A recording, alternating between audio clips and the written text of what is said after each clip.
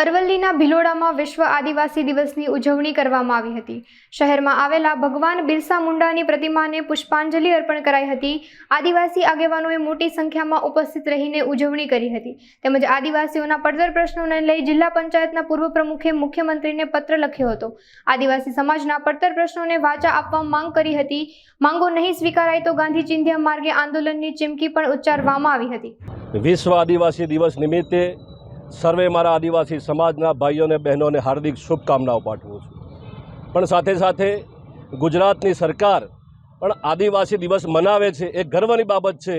પણ વર્ષોથી અમારા વણ ઉકેલ્યા પ્રશ્નો આદિવાસી સમાજના, જેવા કે ખોટા આદિવાસી પ્રમાણપત્રો રદ કરવા, જંગલની જમીનો આપવી, કુંડોલ મસોતાપાલ નાની જાજરી જેવા ખાણ અને ખનિજ પ્રોજેક્ટના યાદ રદ કરવા, વિશ્વ આદિવાસી દિવસે રજા જાહેર કરવી, આદિજાતિ વિસ્તારની અંદર નાના મોટા ઉદ્યોગો સ્થાપવામાં નથી આવતા અને વિદ્યાર્થી યુવાનો બેરોજગાર થઈ ગયા છે। એ યુવાનોને રોજગાર નથી આપવામાં આવતી, બેકલોગની જગ્યાઓ ભરવામાં નથી આવતી।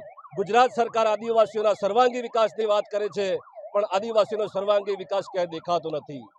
રાજ્ય સરકાર ખોટા આદિવાસી પ્રમાણપત્ર રદ કરવાની વાત 2 વર્ષથી કરી રહી છે, છતાં પણ રાજ્ય સરકાર ખોટા આદિવાસી પ્રમાણપત્ર રદ નથી કરતી।